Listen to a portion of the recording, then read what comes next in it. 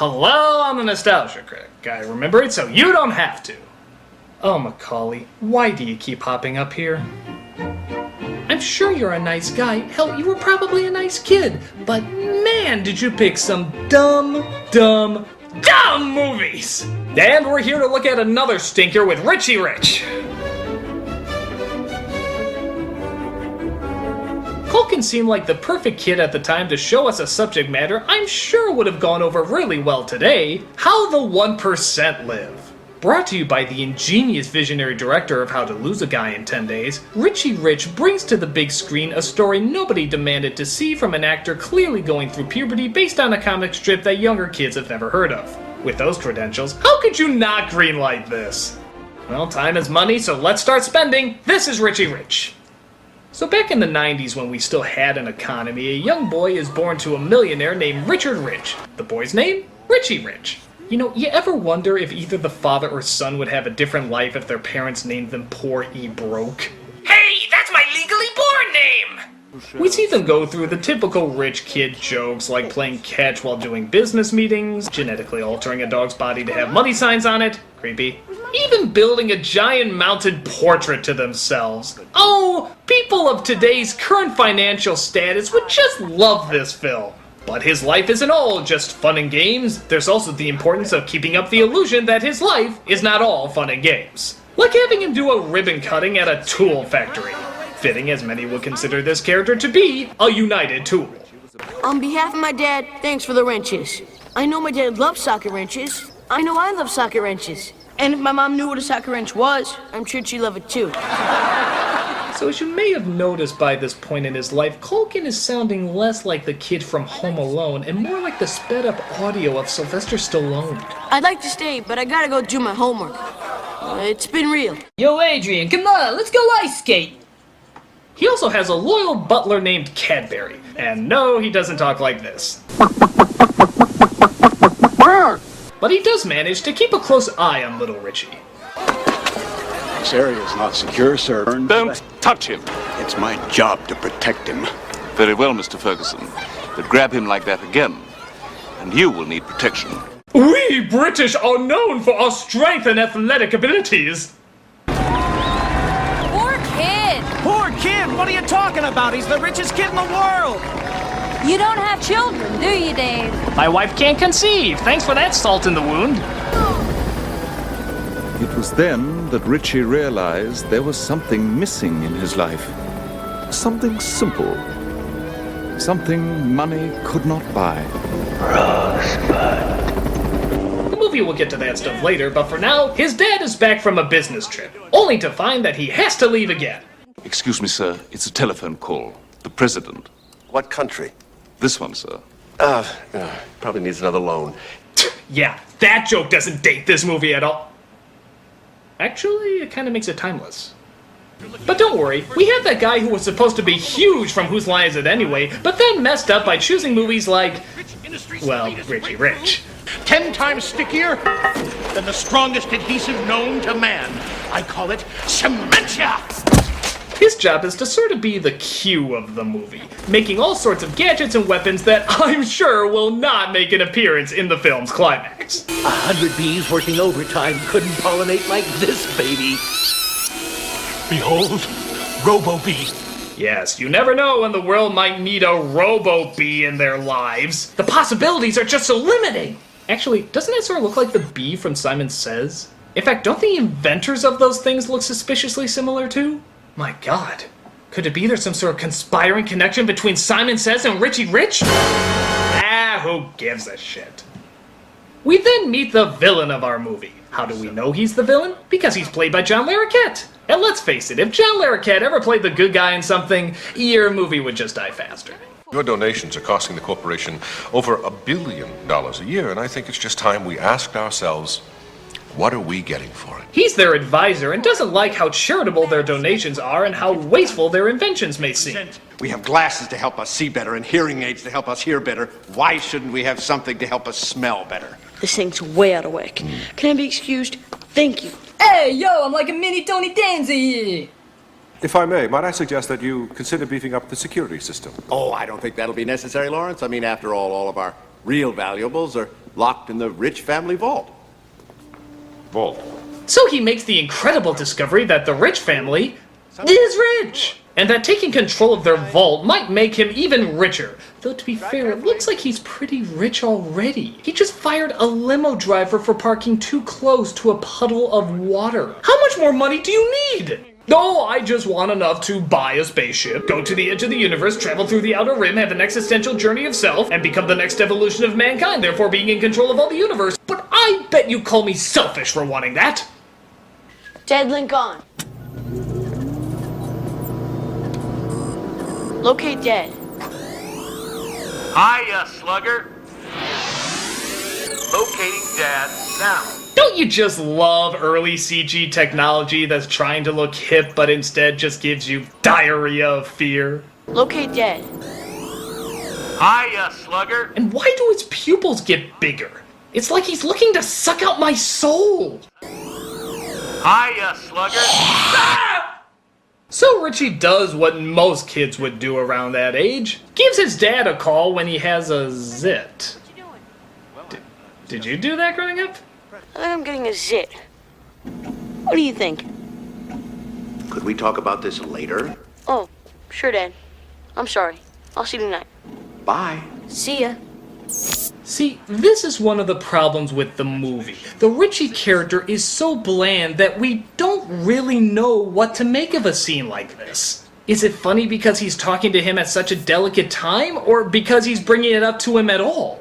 Most kids don't act this way, but we have no idea if that's the way the character is or if the writer just doesn't know much about kids. Nothing else about Richie himself is noticeably that strange, so we don't know who's the one who's supposed to be acting out of line here, the father or the son.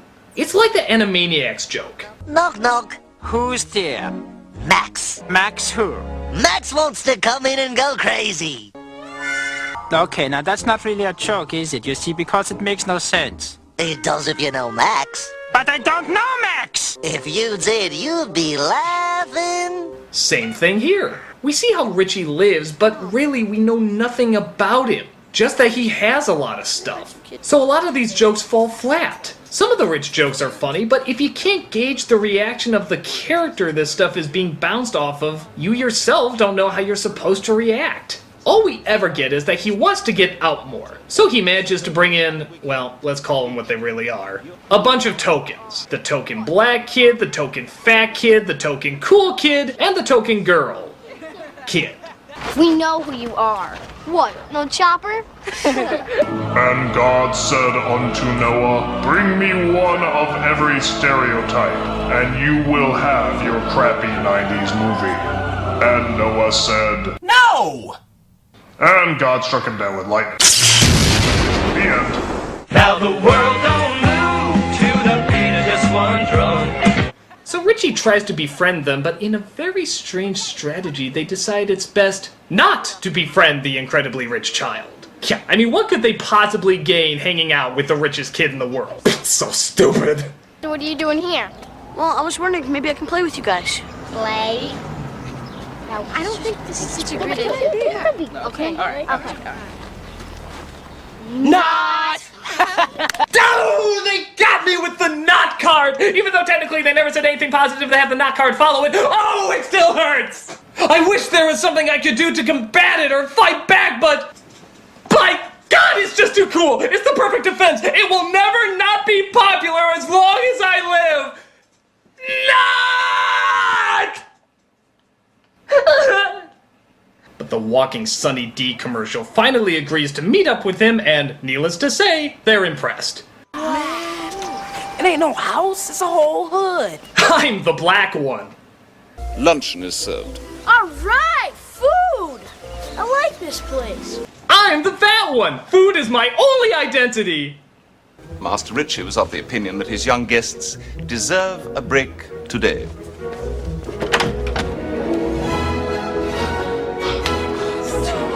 I believe that's bad screenwriting for insert your plug here. No, goddammit! Jello pudding pop is the best kind of pudding pop. Oh my goodness, a grenade. Now those. So they ride ATVs, speedboats, the Iron Wolf from Six Flags Great America that they're now claiming is in their backyard. It's a whole lot of fun. But he then comes across some bad news. Apparently Larroquette put a bomb on his parents' plane and they crashed into the ocean. They managed to stay afloat, but sadly nobody can find them. With them out of the way, Larroquette thinks he can run the businesses and shut down the factories that he finds pointless. But what's this? A child taking over the industry? Well, not since Hero Pig have I seen business ethics so inspired! Please, have a seat.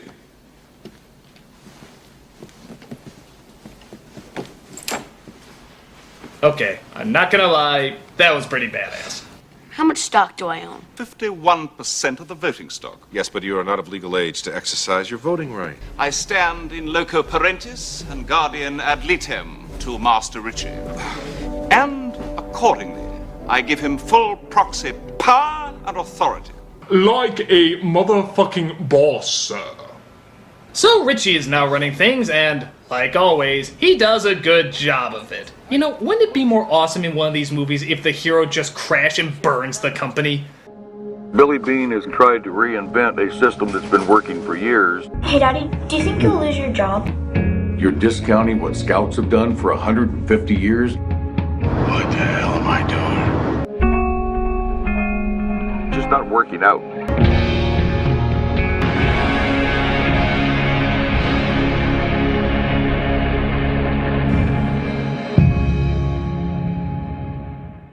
Some employee downsizing. Downsizing? You mean fire people? It is our job to cut the fat. My father never fired anybody. He always said that when people are secure in their jobs, they work harder, they work happier, they work better. That's the dumbest thing I ever heard! Nobody has a perfect hiring record. You're going to make mistakes and hire the wrong people. Like people who are underqualified or overqualified. Or put a fucking bomb on a plane and blow your parents up. Don't you think that's a firing offense, you mental laxative of a movie? All those in favor of my motion? All opposed? I drink your milkshake. Yeah, maybe for Nambla Weekly. I hate that kid. So he thinks of another way to take him down. He has the butler Cadbury arrested for... I don't know, making his eggs smaller or something. We received an anonymous tip and searched the Rich mansion. Bomb parts, detonation devices found in Herbert Cadbury's rooms. You're under arrest for the murder of Richard and Regina Rich. So he's framed for blowing up the folks, but Richie tries to break him out with one of the scientist's inventions. I want you to give this to my uncle. Let me see this. What's this? Very special toothpaste. He has really sensitive teeth. Well, this is Chicago, and it is Crook County, so I'll allow it. All right, you got 10 minutes to do whatever. Ew.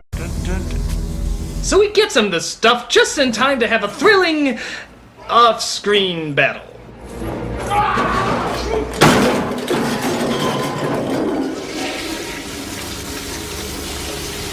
Huh, that saved us a lot of money. So he breaks out and they put together that Larroquette is behind everything. But Larroquette also finds out that the vault he wants to get into is voice activated by the parents. And guess who they just found? Oh my God, they're alive. Yeah, it's found. It's a me, Mario Batali. So he calls in the Burger King Kids Club, and in an ironic twist, Culkin is actually trying to break into the house this time. Oh, I do hope his head gets burned by a flamethrower. Richie, you wouldn't believe what they did to me. It was inhuman. They see that the scientist has been kidnapped. Wait, nobody was guarding him? And he sees if he can whip up a diversion to distract the guards. What does he use? Bubbles. Fucking bubbles! The heck? And by the way, what the hell is up with the adult mother staying behind while the young little kids go in to save the day? Maybe she sees them like the canary you send in before entering a coal mine. This calls for a fat guy moment. You guys go on ahead. I'll be just a second. Okay. My inventions! What? My inventions! My inventions? My inventions! Mighty pensions? My inventions! Ma's infections? My inventions! Marty's steakhouse? My inventions! Shoo! But it turns out Larroquette found the parents and forces them to open the vault with their voice-activated combination. Singing our song, side by side. Code accepted. Thank you, Beavis and Butthead. Hey, I don't get that. Meanwhile, the rest of the kids fight off the bad guys with those wacky inventions. Or, how do you say it again? My inventions! Yeah, those. As we discover that the vault is not filled with riches, but more precious memories. And to the film's credit, they do turn out 2 funny lines in a row here. What are the gold bars? The diamonds, the negotiable bearer bonds, the money. Where is the money? In banks. Where else? And the stock market. Shoot them. Shoot them now, please. What's the matter, Mr. Van Doe? Can't do it yourself? On this occasion, I think I'll make an exception. Cool. Aim for the head! How come nobody kids films ever aim for the head? So they escape out of the vault and have a thrilling climax on Mount Douchemore. All right, Come on, Richie! Come on!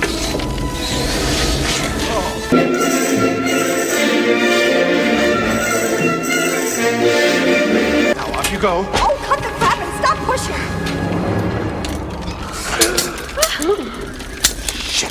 Now, there's your PG rating, folks. Aren't you glad all you parents in the audience had to be dragged to this flick just for that? Oh my God, my nose! I look like Michael Jackson! Hey, Cole can testify for Jackson. I'm sure he takes great offense at that. Hence why he's still in this movie. Oh, who cares? They knock out the bad guy, he serves his community service, and Blandy Bland finds out that his friends are the real riches. Now our son really is the richest boy in the world. He has friends.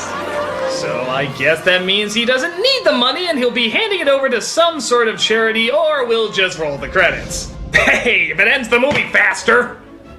I guess this isn't like the worst Culkin film or anything. It's got a few memorable moments and 1 or 2 funny lines. But the main character is so bland and the story itself is so phoned in that it's pretty hard to get invested. I will admit I did sort of like the butler character, as he seemed much more protective and caring than Richie's parents. But yeah, how about Richie's parents? Did they ever learn anything? Did they ever discover how to raise a kid better? Was there ever a story arc? Did they find out anything about their money or their son? I don't think this movie cared enough to answer that question. Hell, I don't even think it cared enough to ask it. It's just a last-ditch effort to cash in on a kid celebrity status before his testicles drop. If you want to get rich in life, start saving your money by not buying this piece of crap. I'm a nostalgia critic, I remember it, so you don't have to. Or play the stock market, that usually helps too.